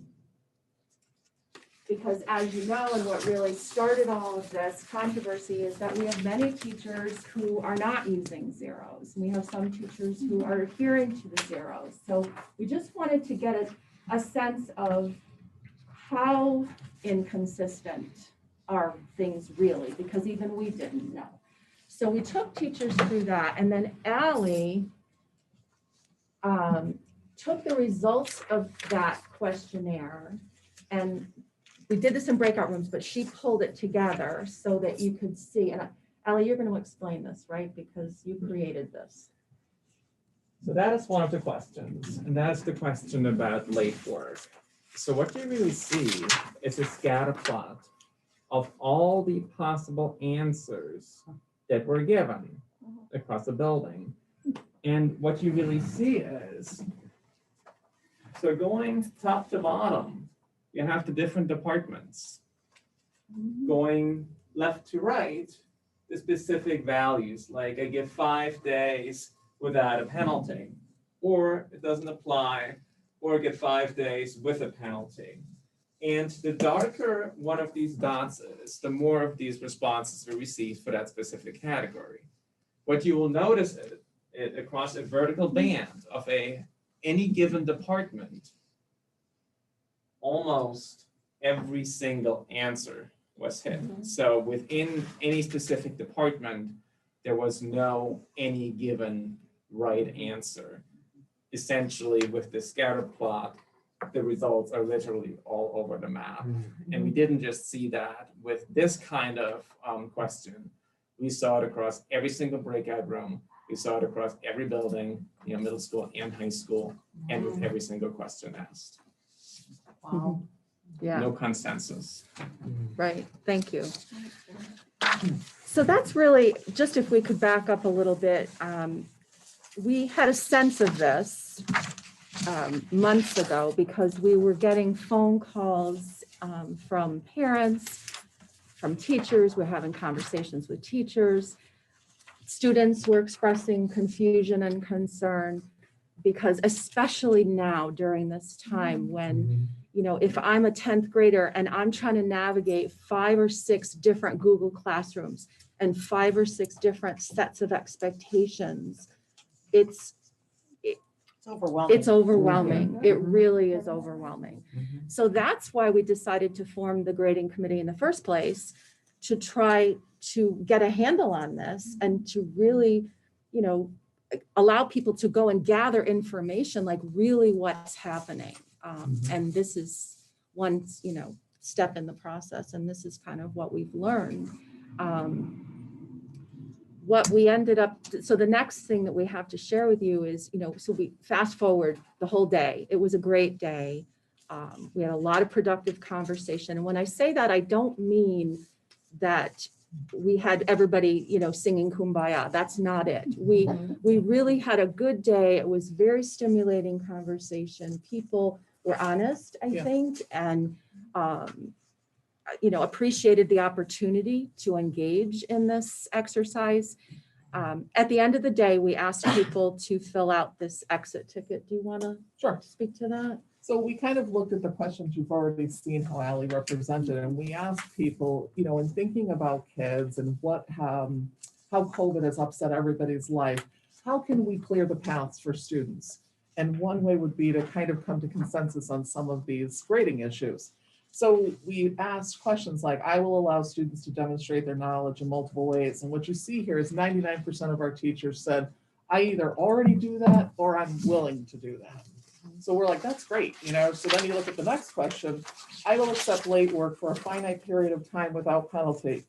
99% of our teachers are willing to do that, right? Extend some grace to students. Wonderful. I will allow students to retake tests and quizzes within a finite period of time. 96% of our students have said, I'm willing to try that, or I already do that. And then the last one, which was, I will use 50 as my lowest grade. 33% of our teachers are saying, I either do that or I'm willing to try it. And so it really wasn't, this wasn't to try to convince, really what we want to convince people is we need to clear the paths for kids. And so I think we made a giant leap towards that. So our next step is going to be to reconvene the grading committee and see if we can develop a set of school district-wide expectations. Standards. Yeah, right? so that parents and students and teachers all have a common understanding of what students should see when they walk into every classroom, right? And then in terms of this, you know, this is going to be an ongoing conversation because we didn't come to consensus on this. We still have some work to do in this area. So it's a thing, this conversation will continue. And now it's time for questions, I believe. Okay. Well, that's why we rushed through the first couple of parts. Does anybody else talk? So again, it goes back to, I will say that after those meetings, after that PD, you know, some of the teachers that go to the gym were happy that they could speak their minds and not be attacked. They said in the past, they felt not threatened physically, but if I speak my mind, you know, it may come down on me later. So hopefully that will continue, just for your benefit, not necessarily mine, but for the students. You know, I'm passing on some good news. You're right. Even the ones that were, you know, concerned about not knowing about this committee or not knowing what it was. Maybe that's a better example. But, you know, grading to me, and again, I'm going to go with what I'm charged with as a board member.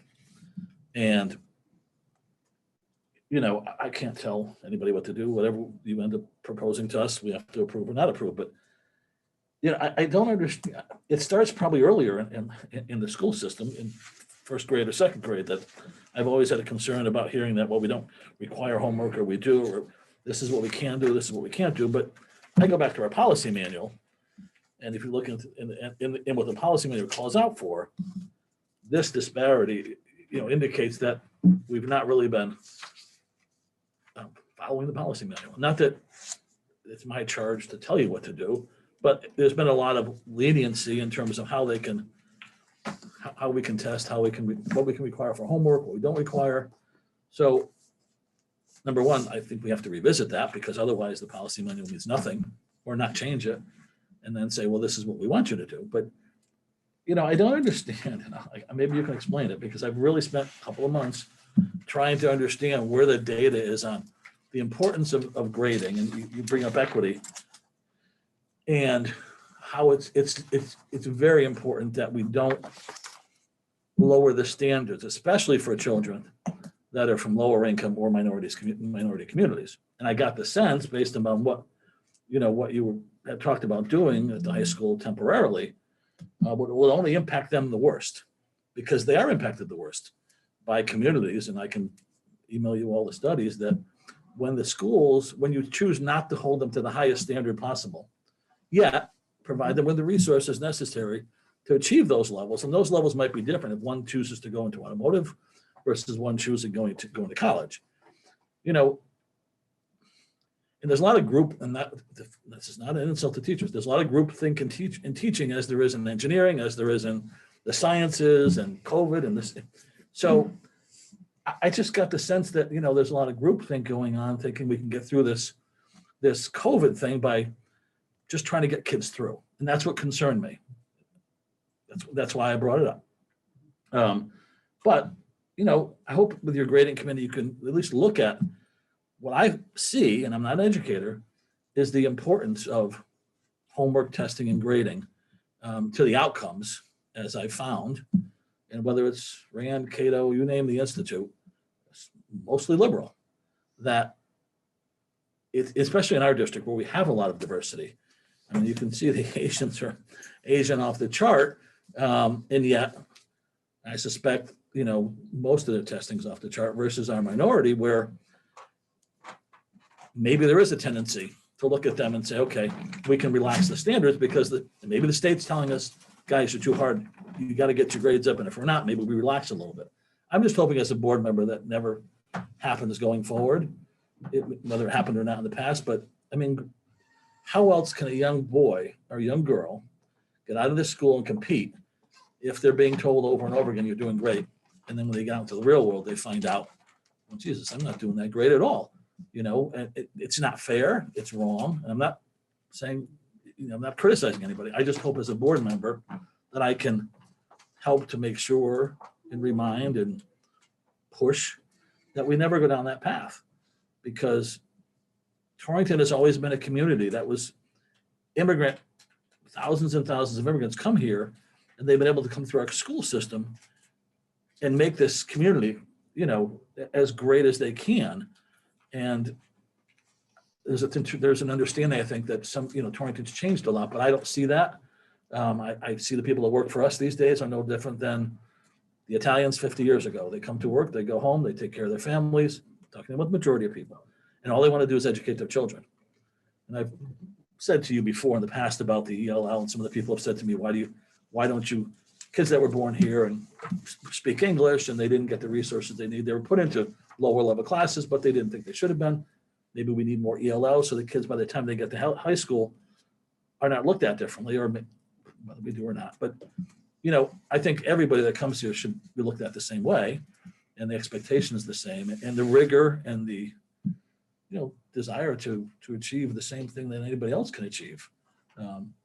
So anyway, I'm against lowering the standards. That's just my opinion. I've not seen anything that says it's better, but. Gary, we're against it too. I think we're speaking the same language. I know, I'm just getting it out there, so I'm not gonna get into details. Yep. I'm just saying. No, we really are. If anything, we want to raise the standard. We want to raise the bar for all kids, right? So we want to raise the bar for all kids. So what the pandemic has done, though, it has really shown a spotlight on the fact, and it is a fact because we have enough even anecdotal stories to tell us that it's not, and it never was a level playing field, granted, but right now it's really, really, I mean, we have many children who are not showing up for class because they've had to take a job during the day to help put food on the table. And, we've got a bunch of kids that are coming back at the secondary level now, in person. And we're starting to see that trickle down effect at the elementary because now the parents have lost their childcare, really. So, you know, we're just trying to be aware of all of the barriers, and we'll get to that in a minute, the barriers to student success during this time. So we want to raise the bar. We want to be strength-based. We want to make sure that we have high expectations for all our kids, but especially now, we want to make sure that we are aware of some of those barriers and how can we support kids who need maybe a little something extra in the way of support, right? So they can reach those highest of Right. expectations. Right, and I'm not an educator, I would think it would be in the support, not the grade, but you, talking about just that, how, again, we haven't talked about what we're gonna do for next year, but how can you be certain, how can anybody be certain that these kids who've suffered through all this should all be moving forward? And I hope to God that the governor doesn't say just pass everybody forward, although that's not decided yet, but it is part of the discussion. But how, I guess it'll come up in the future, how do you address that? And how can you be certain as best you can that you don't lower the bar for that just because the state is telling us that you need to graduate 88%? Because that, I mean, and from the state standpoint, I mean, that's a crime if they go that route, because we're not doing anything for the children. And I know you probably agree, but hopefully we can do the best we can to avoid the minefields that the state may put in front of us. But that's why we're looking at the data. We're looking at each individual child and saying, okay, this is what this child needs. This is what this child needs, and targeting intervention. I know Sue has next, just information in terms of the plans. Here are the barriers, but these are the ways that we're going to address it. And, you know, when Robin was presenting earlier, talking about, you know, failure is not an option, holding those kids accountable. You're not going to get the zero and get, you know, do the work. That's what we're looking for. And here are the ways that we will, you know, after school, before school, Saturday school. Right. I hope you have the Academic stomach periods, for it. whatever It's it not is. easy. That's why I'm saying I hope you have the stomach It for won't be, but we're ready. We're up for it. It's not Seriously. easy here, no, it's I know. not, you know, but everybody, you know, here and at the school and the teacher, you know, they're working so hard. Yeah. And it's all about engaging the kids and engaging more of our students so that they are invested in learning. And, you know, I mean, philosophically, that's a different discussion on the whole, you know, zero, but that's what we want. We don't want any of our kids to be disengaged and failing. And I think the board would be behind your effort to have the strongest stomach as you can and push back as much as you can to Well, get you that. have to, because you can't let what you're making up from Tuesday stop you from learning what you're supposed to on Thursday. Right. You know, it can't be infinite. And We also have to understand be that's a problem. aware that all of our kids are very different. Yes. You know. No, I know. It's not. Are we to this It's sheet not yet? so black and white that Oh, it's, you know. We're not, and maybe that can be something that people can just take away and look at if you feel like. What are you looking at? So maybe this is. Okay, what is it though? Those are the barriers to student success that the grading committee gathered from. I'm gonna put that on topics for future meetings. Okay, more about this though, about the professional development day and what it found. Any questions? Anyone out there in Zoom land? I mean, I do have a Fiona? Okay. comment, I guess, more than a question.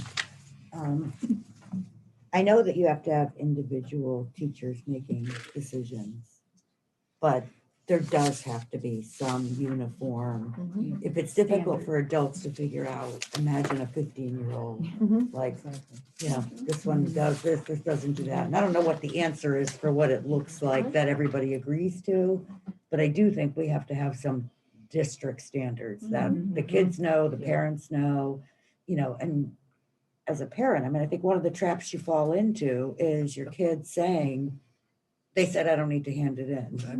Exactly. And you right. don't know, right? I don't know. And This you have teacher one maybe. kid, one kid has one Yeah. thing. Well, you're a saying one perfect thing. example, right? Yeah. 2 kids in the same grade. And Yeah. with 10 to 12 different teachers Right. all saying different things. Right. Yeah. It was madness. Same, you can take the same class. Right, same Yeah. class. And have a different teacher, and you're gonna get a completely different. Completely different. That's always been mind numbing to me. Mhm. You know, and the fact that it needs to be addressed like it is, and there needs to be standards in place. To your point, Fiona, everyone should be doing about the same thing, just to see the differences, like Ally pointing out in that first page, how every single person there, it's all over the place. There's no consistency throughout in the district, and that's not fair to the kids. How can we, as a parent, as an adult, I had a hard time wrapping my head around which teacher requires what. How are these kids supposed to do that? But the You know, they fear just aren't is qualified to do that. That the standards will be set by the teachers who are the most lenient, the most tolerant, and the most accepting of bad work and late work. And that's something that I don't really think is going to do any kid any good. I don't think anybody's suggesting that at all. Well, did you listen to the video? I did listen to the videos. I would agree with John on this one. But I didn't take that away from the video. I took that away. That they were going to rely on the teacher with the most lenient. I maybe it's how you wanted, what you wanted to take away from it. I Well, took the away that. Canadian told us that. Huh? The Canadian told us, except 50s, they're good. That's what I got out of it. Well, I Aren't think we wanting to engage, our students? you have to look at it from the other side of it too, as a child who, how do you come out from a zero? You're completely. Well, I can and tell this- you we how, could- the way I did it. Yeah. That argument. but I Gary, don't think it's we can not do the same as when we grew up and we went to school. I- Times are different. It's totally different. Well, fine, I can point to my 6 kids and everyone had the same situation. 4 had the zeros and overcame it, and 2 didn't have to worry about zeros. 3 of them had zeros. Of course it's doable. I mean, to say that a child can't overcome a zero. Some can't. That's the But I problem. And this is. think- That's where the help, add that's to where the that. help comes in. So I think it depends if you have, I if we disagree. have standards, academic excellence, which I think everybody wants. But I also think you have to have standards. And I do agree that we can't have one teacher that gives one assignment and one test for the whole semester. Right, Well, you know that's- what? You can't recover from a zero that way. Right. It's statistically Well, that- impossible. But isn't it up to the teachers to give their program for the year to the, I'm not sure, to the principals and assistant principals to review? They No. all can do their own Okay. thing. They all do their own thing. It's like, You it's. can't micromanage, Gary. We have Ronnie, a real teacher who wants to say something. Yeah, sorry.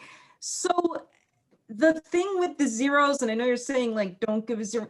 Every teacher does grade on their own. So I do think that having that discussion about grading is really important to hear where everyone comes from. Recovering from a zero is really, really hard. I am not a mathematician, but I know in Power School, when I put in zeros, I can see a kid go from a 70 down to a 40 or a 30. If they're really not doing their work, if I just put in missings, that's an indicator that they're not doing the work. If I put in zeros, the kid's gonna have a 7, they'll never recover. So it has to be a balance in how we do our grades. And I think the conversation that we had in our PD was really eye-opening for a lot of us. And it was also eye-opening to see, to go into Power School, and I went and pretended and put in grades and took out grades. Power School does show when a kid isn't doing their work, whether I put in a 0 or a 50, it's evident. And that's what needs to be fixed because we want them to do the work. I do think there needs to be more discussion about grading and more, I guess, along a continuum of what we're doing, but it doesn't have to be 0 or 50. It needs to be a discussion of how we're weighing our grades and what we're looking for. I don't think kids need to work for grades. I'm very anti-grade. I think kids need to be motivated to learn, and it's got to be about the learning. And to be motivated just about grades or just because I'm going to get grounded if I don't do this, that's not learning. They have to want to learn. And I think that's where the curriculum work comes in, because we're changing how we teach and what we teach to encourage the learning. There's a whole lot that has to go on around this, but just saying, whether or not they recover from zeros or changing a 0 to a 50, it's so much more than that. And it's going to take so much more from us. More to follow, more to follow. Sure. Anything else on Just sorry. this? Fiona? I mean, I also think and be interested in appropriate placements. Do we have enough offerings where kids are placed in a class that's appropriate to where they are, kind of meeting kids where they are and trying to help them get where they need to be. But I think sometimes we have to commingle kids that are at very far places academically. And I think that that hurts all of the kids in the room, right? And so I guess when I look at it more holistically, I mean, I'd like to see, I don't think it's just about rating, it's about placement of students, offerings, budget. Do we have enough sections, whatever you want to call it, classes, so that we're not putting kids in situations where, you know, they may be intimidated to ask the teacher a question because they're on the lower end of that class. And Okay, Nikki has something. Well, just to follow up kind of, Fiona, what you were saying, I'd like to hear from Sue or Robin, because I remember the conversation a little bit differently when we were talking about the enrichment classes at the middle school.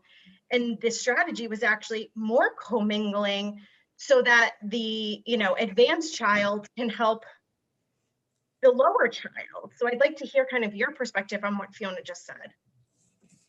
So the middle school, as you will recall, when we dismantled the structure that had been in place for such a long time, we put in place a schedule that allowed us to schedule for win blocks, what I need now. So we didn't eliminate the opportunity to stretch a student or to remediate a student.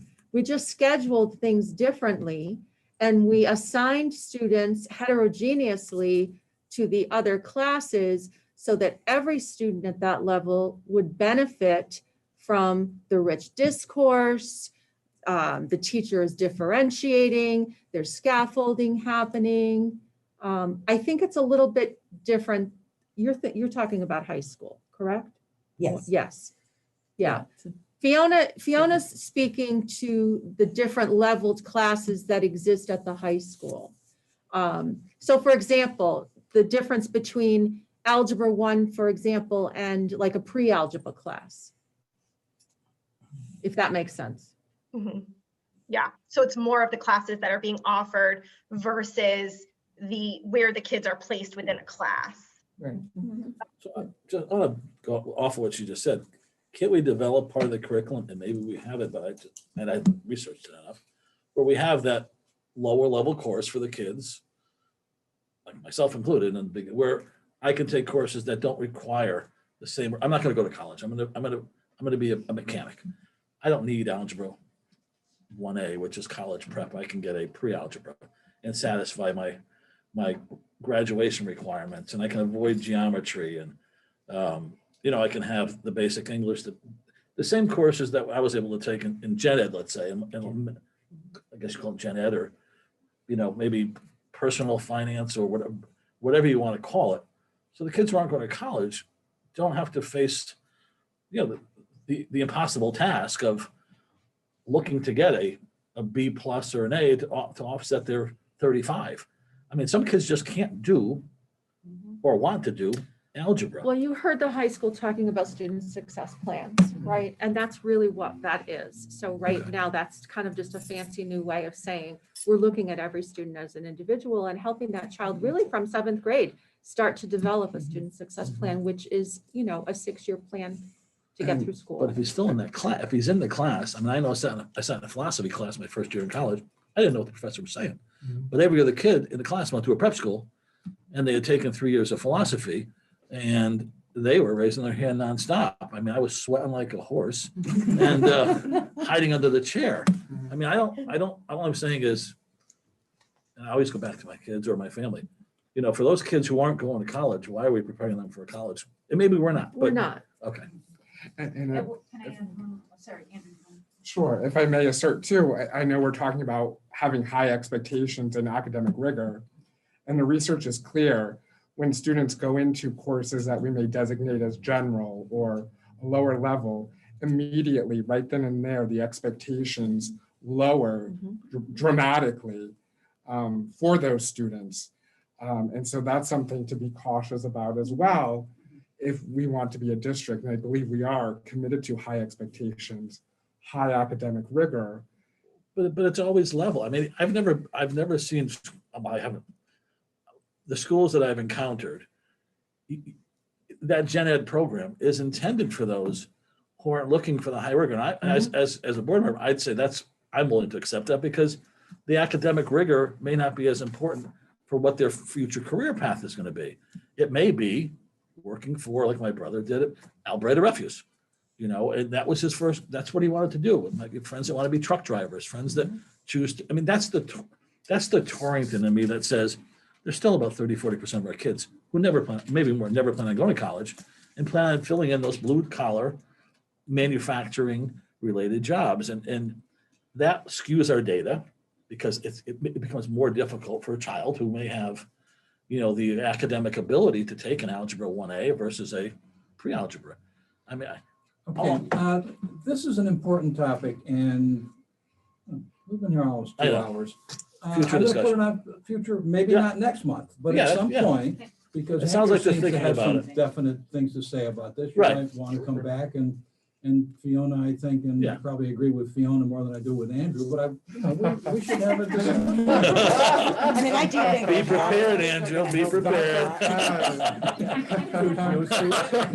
He was your teacher, wasn't he? You sure was, yes. Okay, so anything else? Robin has the answer. Robin, To quickly, Nikki's please. point, which I think we're seeing, Nikki, a lot of things, growth that's happening this year in like blended learning, for example.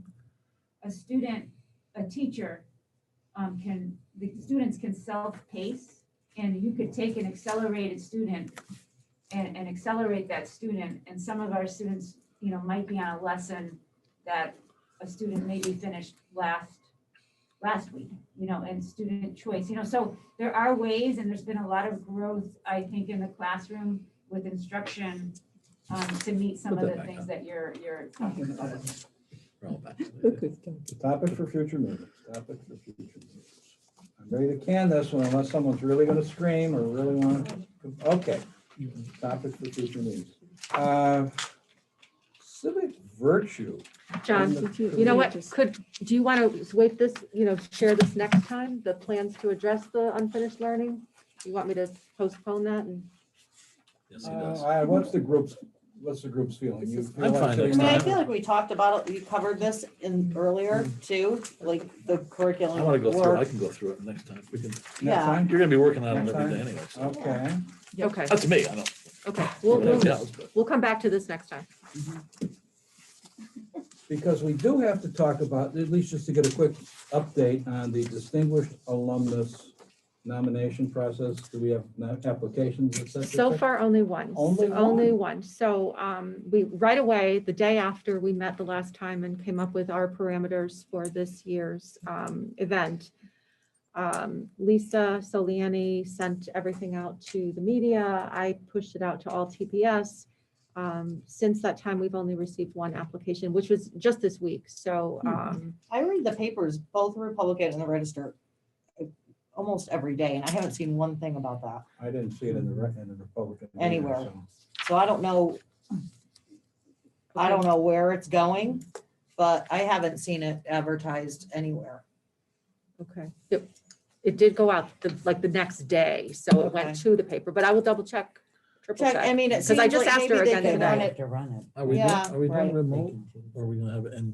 Well, we haven't really talked about that yet, but And if you Well, have that some kind of a determines public what- service announcement and you want to share it with us, maybe we can put it out there too. I would be willing to share that in my social Okay, media okay, platform. because so my plan was, it's on my calendar to push all this information out again on Monday. Okay. I was kind of waiting, I know this sounds silly, but I was waiting till after daylight savings time because I thought maybe people would be thinking, you know what? Yeah. It's spring, I better.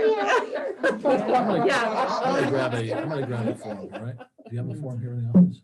Lisa has all that stuff and she's I'll gone, call but I for can scan Lisa it can and send it. email it to you. Yeah. Okay, Is it on the website?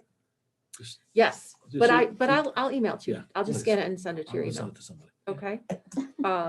Yeah, so You know who. that's the update on that. Although he's not from Um, Torrington, he's from And we are Massachusetts. meeting in 4 weeks, so we have 4 more weeks I to thought go about before that for a we week decide now. this and decide the venue and so on. Yep. I So think that a will parade be. down Main Street.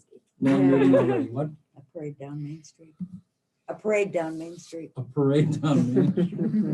We all need To something to think do. that I saw it on Main Street. Uh-oh. Okay. Now, we have civic virtue in the curriculum on the agenda. Gary, this is one of your. Well, I thought we were moving that. Well, that's- yeah, I'm that's- not talking about that's- today, that's for yeah. next time. Move that for next time, Yeah. okay. Why are you throwing it? I don't know. We've made for a long meeting next time too, but maybe policy will be good enough not to meet and we can go a couple Yeah. hours. She's tired, she's tired. Anyway, okay. Website, Altice, social media updates. Ally, you had something in the packet here someplace, right? There is a sheet with a couple of bullets that Ally put together. Yeah. Here we Yeah, go. it looks like this. For anyone who Yeah. had it, it looks like this, and it's on the screen. Ally. So last 20 days, we had a little bit of a shift in how many people have looked at our Facebook page. So 384 people looked at it. We have 11 new likes. We reached 1,556 people. And we had 124 types of engagement, likes, shares, comments. And the highlight of the month was the High School National Honor Society video, which we broadcast live and also had it up on Facebook, and we reached 429 people. Nice. Thank you. Yay, thank you. Thanks, Ally.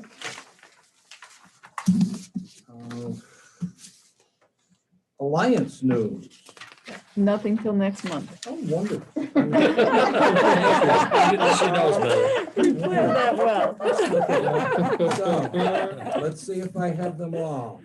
Topics for future meetings, social promotion, civic virtue, homeschooling, and what we're gonna do about homeschool kids, barriers to learning, homogeneous versus heterogeneous grouping, district alum, and the COVID slide.